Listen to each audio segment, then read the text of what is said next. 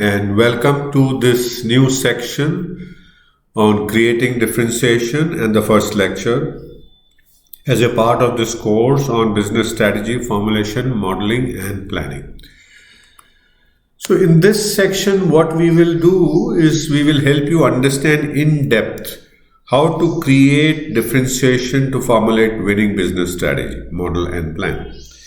And we have lots to cover in this new section. We'll start in this lecture with talking about sources of differentiation. Then we will talk about what drives uniqueness in the value chain. Then we will see how can you create value for the buyers that can justify a price premium, because that's the ultimate objective of differentiation, right? We will also see what is the role of perceived value in addition to actual value. Right, and we will then look at some routes to creating differentiation, making them sustainable, some pitfalls, and a process to with some steps to create differentiation. And then lastly, we will see how has Johnson & Johnson baby powder created differentiation over the years. Right. So how to create differentiation? Any thoughts that you have? Okay.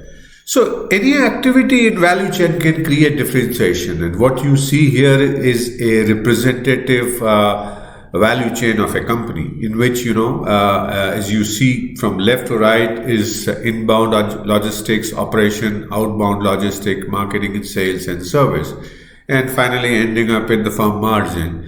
And the horizontal side, you have vertical sections, the functionalities of this like infrastructure, human resources, technology development, procurement, and at the bottom is the core operations, or actually buying the inputs and converting them. So anywhere any activity can add value chain. For example, if a firm infrastructure, top management support in selling can create a differentiating point, can create a differentiation. Similarly, rapid and timing delivery at the bottom in the middle section in outbound logistics can create. So you can create through outbound logistics, you can create through infrastructure, you can create through technology development in operations, like unique product features is a part of technology development, and that can create a differentiation. So you have a long list here of what can create differentiation, and I'm not going to go through each of these, but suggest you, as you download this file, take a look at this, and that can give you a lot of idea of how can differentiation be created in a value chain, a typical value chain. Differentiation can also be created through the breadth of the activity that the firm pursues, or what is called a competitive scope, which basically means where would you serve? So ability to serve buyer needs anywhere, geographically or industry-wide. Simplified maintenance for the buyer, if you are selling a product that requires spare parts and it requires maintenance, is that the simplified maintenance procedure could be a point of differentiation. Single point, if for a buyer to buy, if if the product or the kind of basket of product that he needs to buy requires different places, and you can consolidate into this is called, also could be a part of the competitive scope in giving you a differentiation. And this lot of new e-commerce sites that call e-commerce aggregator is one good example to illustrate this point of single point on which buyers can purchase. Single point of customer service, similar way. Superior compatibility of a product. I mean, you have multiple products, and if they are better compatible than your competitor in terms of the scope, then that again can offer you a point of differentiation. Differentiation can also come from downstream activity, especially channels. A firm's channels can be a good source of uniqueness and may enhance its service, customer training, reputation, etc. And great examples of this are for companies like Coke and Pepsi, Caterpillar and Estee Lauder.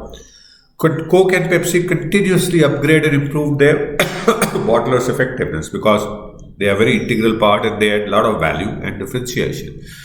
Caterpillar's large dealers provide extensive service, and similarly Estee Lauder's outlets that they choose that reflects their brand image and provide the kind of service to the customer and merchandising.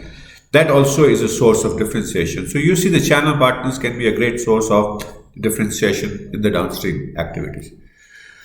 Also, the firms can enhance the role of channels in differentiation through channel selection to make sure, and channel selection is a great example for McDonald's. McDonald's, you see, the outlets are in right locations with the consistent design, with facility in product and image. Also, they can establish again the great example of McDonald's and KFC. They provide standards and policies on how to operate. All the franchisees produce the same product, same quality through a very standard operating procedure. Provision for advertising and training materials to use by the channel members can again be a great source of differentiation downstream. Also, the channels can provide funding, and this typically happens in a lot of agri input products like fertilizers. Now, the farmers need credit, and the companies recruit those channel members who can meet these requirements, and that becomes a great source of differentiation in the downstream activities. So you see, there are a lot of activities that can be done by different parts, either downstream activity or competitive scope, or generally the activities that are done in the value chain. So what do we do in the next module? So we will start looking at it, having understood where all can we create differentiation in the value chain, including our own value chain and downstream activities. We will look at in the next lecture how can we drive uniqueness in the value chain, because that's one big source of starting point of differentiation, and we will see that only uniqueness is not good enough, but uniqueness is necessary but not sufficient condition to creating a differentiation in a value chain. So thank you so much for watching this first lecture of creating differentiation. I hope you're beginning to learn something new, beginning to like and getting a hang of how to create differentiation. Thank you so much for watching this first lecture of this new section. I look forward to see you again in the next lecture.